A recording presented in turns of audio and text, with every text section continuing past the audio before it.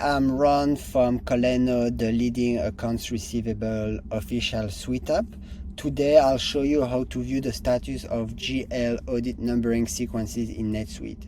So in NetSuite you will go to Transactions, Management, GL audit numbering sequences, and then Status.